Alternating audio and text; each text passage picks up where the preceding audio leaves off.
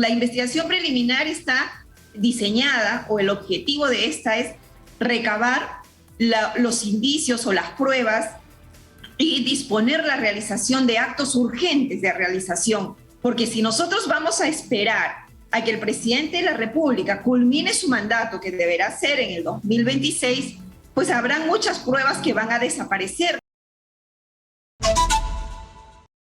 Vamos a conversar ahora con Catherine Ampuero. Catherine, ex procuradora anticorrupción. Muy buenos días, Catherine. Muy buenos días, Nicolás. Hay varios temas, Catherine, para conversar contigo. El primero de ellos, vamos de arriba hacia abajo, ¿no es cierto? Tiene que ver con la decisión de la fiscal Zoraida Ábalos de abrir investigación contra el presidente Castillo, pero postergar la ejecución de las diligencias hasta que él haya terminado su mandato. Esto es legal, ¿no es cierto? Pero no es, digamos, desde el punto de vista ético lo más razonable, ¿no? Es decir, ¿cuál es el mensaje? Yo creo que podría haber responsabilidad del presidente, pero no lo voy a ver ahora, lo veo dentro de 4 años o 4 años y medio.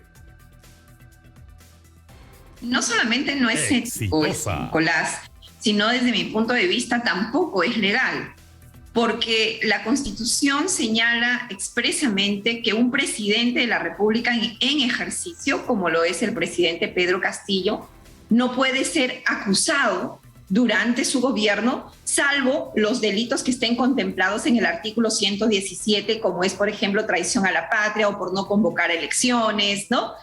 Y aquí estamos hablando de la presunta comisión de delitos contra la administración pública, donde no existe ningún impedimento legal para que un presidente de la República o cualquier otro alto funcionario del Estado, como un congresista o un ministro de Estado, puedan ser investigados preliminarmente. Lo que no se puede hacer es acusar al presidente. Y la acusación es una etapa posterior a la etapa de investigación preliminar. La investigación preliminar está diseñada, o el objetivo de esta es recabar los indicios o las pruebas y disponer la realización de actos urgentes de realización. Porque si nosotros vamos a esperar a que el presidente de la República culmine su mandato, que deberá ser en el 2026, pues habrán muchas pruebas que van a desaparecer, como lo dijo la doctora Marianela Ledesma, miembro del Tribunal Constitucional, donde ella ha reconocido y ha señalado públicamente de que no existe ningún impedimento legal para investigar preliminarmente al presidente de la República. Y lo ha dicho una magistrada del Tribunal Constitucional, ¿no? Porque si esperamos al 2026, no solamente se van a perder documentos, estos pueden ser destruidos, hay muchos testigos que pueden incluso fallecer, con eso se pierden las testimoniales,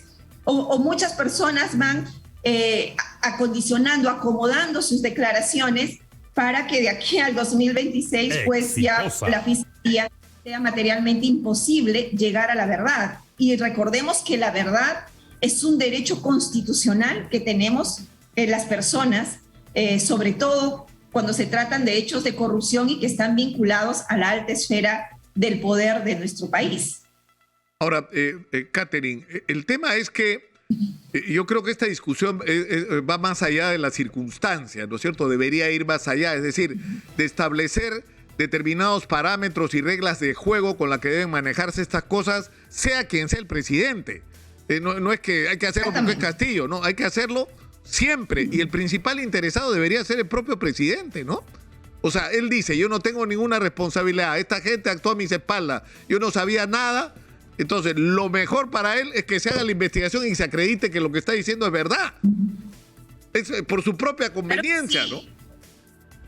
Sí, aquí no se trata de personas. Creo que se hace con el presidente Pedro Castillo y se debería hacer con todo alto funcionario del Estado, ¿no? Mantener ese criterio por la transparencia, porque aquí se hagan las investigaciones correspondientes y en su oportunidad se sancionen en caso de encontrar responsabilidad. Ahora sí quería decirte que sí me parece un poco inverosímil y obviamente es un argumento de defensa del presidente Pedro Castillo, porque todas las personas, desde el presidente hasta la persona que no tiene ningún cargo público dentro de la administración, tiene derecho al ejercicio de su defensa. Y ejerciendo su derecho a la defensa, pues puede decir, soy inocente, yo no sabía nada. Un poquito jalado los pelos aquí, y digo inverosímil porque muchas de las acciones que se imputan a este gabinete en la sombra del señor presidente, pues se plasmaban en resoluciones que eran publicadas en el diario El Peruano y que contenían la firma del señor presidente. Y personas muy cercanas a él, como lo ha sido la premier Mirta Vázquez, los ministros de Estado como Avelino Guillén, su secretario en Palacio de Gobierno, Jaico, son personas que le han advertido de esta presencia nefasta de personas que eran sus asesores, personas cercanas a él y que le habrían estado pues asesorando negativamente, ¿no? Entonces, aquí esto de que yo no sabía lo que hacían. ¿Y cuál sería? Simplemente como un argumento de defensa, ¿no? La Fiscalía que ha abierto la investigación contra denominado gabinete en la sombra, ¿cuál sería el delito que habría cometido este gabinete en la sombra? Es decir, ¿de qué estaríamos hablando? O sea, exactamente. La Fiscalía ha abierto investigación contra este famoso gabinete en la sombra, ¿no? Que son los asesores, personas cercanas al presidente de la República, que lo están asesorando mal, y eso sería la consecuencia de estas decisiones que tanto daño hacen al país. De acuerdo a la imputación del Ministerio Público, esto configuraría el delito de organización criminal, ¿no? Que estaría liderada por hay un señor que apellida Castillo, ¿no? Castillo. Exacto. Él estaría liderando esta organización criminal con otras personas más que laboran en Palacio de Gobierno, y que ellos tendrían, pues, coaccionaban al presidente, no al presidente, a los ministros de Estado, señalan, para colocar a su gente, en cargos importantes dentro de los ministerios y otras instituciones del Estado, y también para sacar a gente. O sea, hacían una limpieza, es decir, un barrido, sacaban a gente para poner a la suya, y con eso pues aseguraban tener el poder, el dominio de esas instituciones para que trabajen a favor de sus intereses, especialmente, por ejemplo, lo hemos visto en el Ministerio de Transportes y Comunicaciones, donde estaban obviamente muy interesados en las obras, porque ahí en el Ministerio de Transportes están las obras más importantes, más onerosas del país. Entonces ellos tenían mucho interés en eso. Ahora, tú sabes lo que ha ocurrido, Catherine, en las últimas horas. La denuncia, que es la que se toma como sustento para abrir esta investigación, la firma, según la Fiscalía, Juan Carlos Ramírez Rodríguez. Pero Juan Carlos Ramírez Rodríguez se ha dirigido al fiscal a decir que ha tomado conocimiento que se encuentra como denunciante de la organización criminal Asesores en la Sombra en contra de varios funcionarios que laboran en Palacio de Gobierno. Se me hace mención que debo rendir mi declaración como denunciante el día 4 de marzo del presente año a las 11 horas de la mañana a través de la plataforma Google Meet, para la cual oportunamente se me remitirá el enlace correspondiente. Tercero, revisando los actuados, me he tomado con la sorpresa siguiente. En primer lugar, yo no he denunciado ni he interpuesto esta denuncia. Yo no conozco a las personas de Viverdo, Venerando Castillo, León, Beder Camacho Gadea, Jaime Hidrobo Mejía, Wilson Pretel Mostacero, Rodolfo Ramírez Apolinario, Franco Pomalaya Neira, José Luis Cristóbal Quispe, Pablo Hernández, Henry Chimabucuro y Sandra Paico Carrasco, ni tampoco los actos que indica la denuncia. Yo no he redactado dicho documento en que se formalice denuncia penal por el delito de organización criminal que ha dado inicio a diligencias preliminares. No es documento auténtico. Aparece un correo electrónico consignado en la denuncia por delito de organización criminal como oscarleon95@outlook.com, el cual no es mi correo personal y desconozco de quién sea. No tengo conocimiento en la parte final de este escrito cuando se señala que se oficie a la Secretaría General de Palacio de Gobierno. Y por último, la firma consignada en dicho documento no me corresponde. Es falsa. Dice, Señalo que no he redactado dicha denuncia, que solicito que se me haga una pericia a efecto de determinar que la firma que aparece en dicho documento no me pertenece y me someto a todo tipo de responsabilidad de ser mi firma en cuanto en dicho documento el cual no he redactado ni suscrito. Y solicita además que se revisen las cámaras de seguridad de la Fiscalía para determinar quién es la persona que en todo caso habría usurpado su identidad. Pero eso no, o sea, digamos que esto es cierto, Catherine, ¿qué implicaría? Que la Fiscalía ha abierto una denuncia en base de una persona que la Fiscalía no se tomó el trabajo de identificar. Gravísimo lo que señalas, Nicolás. Me parece hasta inverosímil que una persona, pues, o personas interesadas en esta denuncia hayan tomado la identidad de otra para presentar esta denuncia. Eso se tiene que investigar conforme lo ha señalado el señor Juan Carlos Ramírez, presunto denunciante, que él ya ha señalado claramente que él no ha presentado esta denuncia, no es su firma, y eso se tiene que investigar de inmediato. Ahora, ¿cómo queda esta investigación en contra del gabinete de la sombra abierto por la Fiscalía? Porque la Fiscalía no lo ha abierto de oficio, lo ha hecho en atención a esta denuncia, a esta supuesta denuncia de parte que ahora resulta que es falsa. Bueno, ya va a quedar en manos del Ministerio Público, porque el Ministerio Público, la Fiscalía, tiene la facultad de iniciar investigaciones de oficio. Desde mi punto de vista, deberá continuar con la investigación que ha abierto, pero ya no en mérito a una denuncia de parte, porque esta denuncia sería falsa, sino ya de oficio, en atención a lo que se señala en la denuncia, por ejemplo, las declaraciones públicas de la ex premier Mirta Vázquez, las declaraciones públicas del señor Jaico, ex secretario del Palacio de Gobierno, ¿no? Y así las declaraciones públicas que han hecho otros ministros de Estado, como por ejemplo también el doctor Avelino Guillén, quien han señalado pues la existencia de estos asesores en torno al presidente de la República que estarían pues cometiendo una serie de delitos. Entonces eso se tiene que investigar de oficio por parte del Ministerio Público, considero de que sí. Y también se deberá abrir paralelamente otra investigación también para el Ministerio Público para determinarse quién o quiénes son los responsables y han tomado la identidad, han tomado ilícitamente la identidad del señor Juan Carlos Ramírez para presentar esta denuncia. De que aquí hay fines políticos, no me cabe duda, también hay fines políticos y probablemente quienes estén detrás de haber presentado esta denuncia falsa sean los enemigos políticos del gobierno. Así que esto se tiene que investigar a los dos grupos, yo creo que sí, y que se aplique la ley. Claro, el problema es que acá ha habido toda una... O sea, esta es una discusión que tiene que despolitizarse, Catherine, ¿no? Por eso yo en determinado momento llamaba la atención sobre el hecho de que la fiscal que estaba investigando los hechos ocurridos en el despacho presidencial era una fiscal que en el Twitter hacía campaña por la vacancia, ¿no? Exitosa. O sea, y no era precisamente lo más conveniente que una fiscal con una posición política tan definida se hiciera cargo de una investigación que tiene que ser objetiva, ¿no es cierto?, para que sus conclusiones sean respetadas y asumidas por todos por su carácter técnico, ¿no?, y no por ningún sesgo político. Pero el problema en este caso que no entiendo es el siguiente. O sea, una persona va a la Fiscalía y entrega un documento.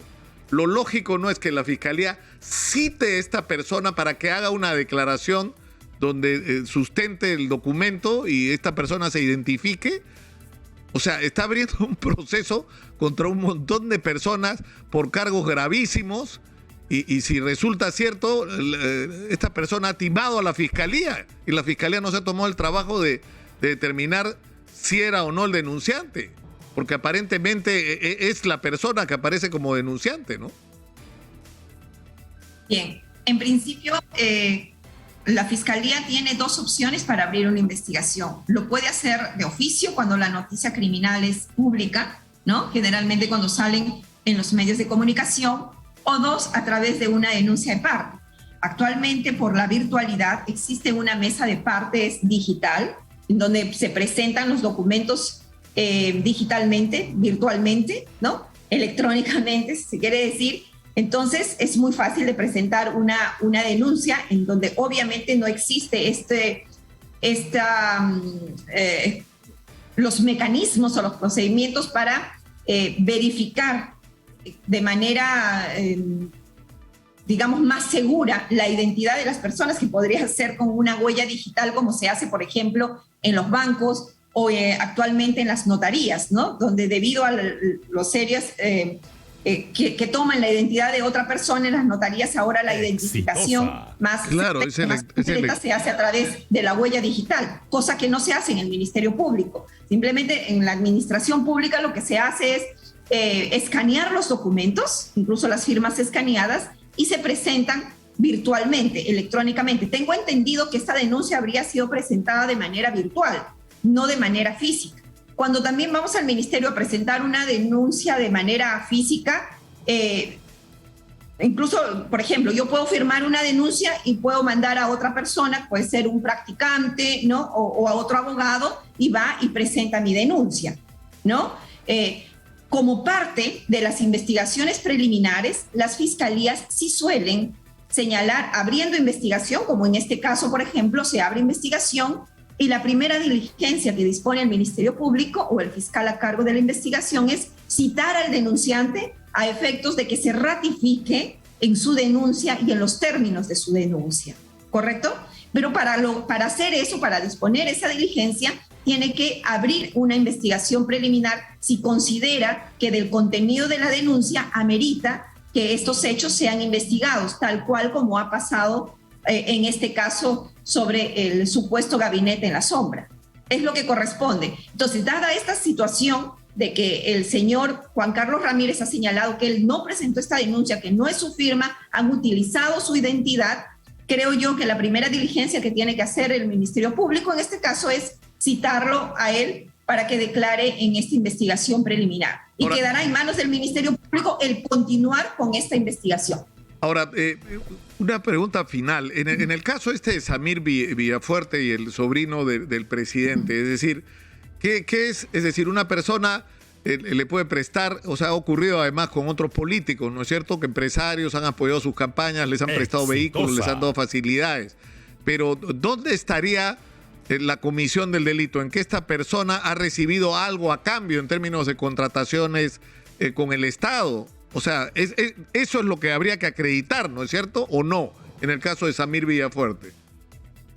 Tú lo has señalado. El prestar un vehículo, el prestar un inmueble, ya no tiene ninguna connotación penal, pero si se demuestra de que a cambio de que se prestó el vehículo, de que se prestó un inmueble, esa persona ha sido beneficiado con un contrato con el Estado, definitivamente pues ahí hay algo irregular y eso tiene visos de un delito contra la administración pública, que podríamos estar hablando del delito de negociación incompatible o el delito de colusión, ¿no? Que es justamente cuando los funcionarios se coluden o conciertan con el funcionario público para que el tercero interesado, que en este caso serían los sobrinos o los sobrinísimos o el señor Villafuerte, finalmente resulten beneficiados con contratos, ya sea directamente ellos o personas de su entorno, ¿no es cierto? Entonces ahí estamos hablando de delito contra la administración, delito de colusión, porque aquí está en juego el patrimonio del Estado.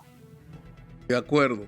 Ahora, en el caso, digamos, por ejemplo, de las reuniones en Zarratea o de las reuniones del presidente en el mismo Palacio de Gobierno, o de personas de su entorno, lo que digamos, rige es lo mismo, ¿no es cierto? Es el mismo criterio. O sea, la reunión en sí misma no es algo que la justicia persigue. Lo que persigue la justicia, ¿qué es? Que si esas reuniones son parte de algún tipo de componenda para favorecer a ese visitante con, ¿no es cierto?, esos encuentros con el presidente o con funcionarios de alto nivel de su entorno, para obtener, por ejemplo, obras públicas, ¿no es cierto? O contrataciones con el Estado. O sea, eso es lo que se persigue. Si estamos hablando en materia penal, claro que sí, ¿no? Que luego de esas reuniones, obviamente estas personas o sus empresas o su entorno familiar o amical salgan beneficiados con contratos del Estado, como se ha visto, por ejemplo, en el caso de Karen López Arredondo. Después de la reunión, la empresa para la cual ella brindaba servicios, en el caso del puente Tarata en la región San Martín, salió beneficiado con un contrato de más de 200 millones. Después de una reunión, sale su contrato de trabajo y empieza a trabajar en Petroperú, por ejemplo, ¿no? En el caso también de este señor Samir Abudayed, también después de la reunión sale un contrato a favor de su empresa en Petroperú. Entonces ahí estamos hablando de delito contra la administración pública. Pero si es que no hay estos contratos o estos beneficios luego de estas reuniones, estamos hablando de vulneraciones que pueden ser sancionados administrativamente, como por ejemplo la ley de transparencia, porque la ley de transparencia aquí ha sido claramente violentada, ¿verdad? Porque estas reuniones no tenían que darse allí, para eso existe Palacio de Gobierno. Todas las reuniones del señor presidente deben ser públicas para que todos los ciudadanos tengan acceso. Esa es la ley de transparencia. Transparencia justamente, o sea, visibilizar todas las reuniones que puede hacer el presidente. Para terminar, Catherine, ¿eso incluye las reuniones de índole privado? Es decir, porque, por ejemplo, ¿no? O sea, PPK tenía montones de reuniones en su casa que yo sepa. En su casa. No se la. ¿Te acuerdas? Tú has investigado el tema, incluso sí, tuviste tu encontronazo con Pedro Pablo Kuczynski, ¿no? Cuando le preguntaste algo que no le gustó que le preguntara y te costó el puesto. Pero él tenía muchísimas reuniones en su casa. Y no solamente para recibir a los muchos privado, amigos que tiene. Obviamente que no, Nicolás. Porque yo sé que los funcionarios públicos, y en especial el presidente de la República, tiene muy restringida esa parte de su vida privada, ¿no es cierto? Porque más que todo tiene que ser pública. Sin embargo, eso no quita de que pueda tener una reunión familiar, una reunión amical, y eso no tiene por qué estar agendado dentro de el ejercicio, digamos, del ejercicio de su actividad pública, ¿no es cierto? También tiene su parte privada, muy restringida su parte privada, pero no desaparece al 100%. Eso sí, que quede claro, ¿no? Aquí lo que se cuestiona son reuniones que incluso el entonces ministro del Interior, Carrasco, señaló que se iban a tratar cuestiones de Estado en Serratea. ¿Recuerdas? Que el mismo ministro dijo, sí, hemos ido a tratar cuestiones de Estado en Serratea. Y eso definitivamente viola la ley de transparencia, viola también la ley de conflicto de intereses, porque otra cosa que se cuestiona es qué hacía reuniéndose con empresarios en este inmueble, ¿no es cierto? Entonces, sí, hay que deslindar bien en qué momentos se ha transgredido esa ley de transparencia, en qué momentos o qué visitas han transgredido la ley de conflicto de intereses y otras que pueden estar dentro del ámbito privado. Y esto solamente se va a lograr a través de las investigaciones. Si no se investiga, jamás vamos a saber la verdad y vamos a ser vulnerados en ese derecho que tenemos todos los peruanos. Ahora, hay una cosa que hay que decir, ¿no? Es decir, Pedro Castillo y personas de su entorno se quejan de que Pedro Castillo es objeto prácticamente de una persecución, que no puede hacer ningún movimiento que no esté bajo vigilancia. En realidad eso está bien. El problema que no se ha hecho antes y debió hacerse, pero el que no se haya hecho antes y se haga con él, no significa que no se tenga que hacer. Esas son las cosas que hay que corregir. O sea, yo creo que si hubiéramos sido más vigilantes con respecto a la conducta de nuestros funcionarios y sobre todo del presidente, nos hubiéramos vacunado contra muchas cosas que nos ocurrieron, ¿no? Si hubiéramos estado más atentos. Totalmente de acuerdo, ¿no? Nicolás. O sea, ya, es verdad. Todo, mira, cuando se cuestiona también, ¿no? O sea, te digo, es verdad, a Castillo lo tienen bajo la lupa, ya, pero eso debe hacerse con todos, ya, pero está bien hacerlo. Por supuesto que está bien hacerlo. Por supuesto, ¿no? Claro que sí. Y te digo, ¿no? Para completar un poco la idea, antes también hemos visto presidentes de la República que han nombrado como ministros de Estado a personas con investigaciones, a personas con procesos. Y lamentablemente no hemos tenido la reacción que ahora estamos teniendo. Pero eso no quiere decir que porque pasó en el pasado, ahora tenemos que continuar claro, con la misma práctica, ¿no? Como se hizo antes, ahora también. O como dijo el ministro de Educación, ¿no? Antes también han nombrado a ministros pegalones, ¿no? Y bueno, ahora también hay que continuar. No, siempre hay que aspirar como sociedad, tener esas aspiraciones de apartar todo lo malo, de mejorar. Si antes se hizo mal, a partir de ahora ya no hay que hacer eso, pues. Entonces, eso lo vamos a lograr con esta fiscalización que estamos haciendo por parte del periodismo, por parte de la ciudadanía, y que obviamente esta fiscalización no tenga sesgos. Y solamente así vamos a poder avanzar como sociedad. De lo contrario, no vamos a avanzar y nos vamos a quedar con las famosas frases que siempre decimos, ¿no? Antes también se pegaba, ahora pegamos menos. No, antes se violaban derechos, ahora violamos menos. Roba pero hace obras, y estamos cansados de esas frases tan nefastas que tenemos en la sociedad. Es el momento del cambio.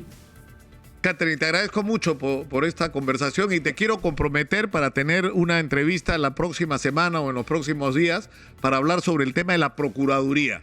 ¿Cómo debe manejarse el tema de la Procuraduría? ¿Cómo garantizar que la Procuraduría sea un instrumento independiente donde lo que se cuide sea el interés del Estado y no de quien esté en el gobierno? Pero de eso vamos a hablar en otro momento, Catherine. Muchas gracias. Un abrazo. Muy buenos días. Con muchísimo gusto, Nicolás.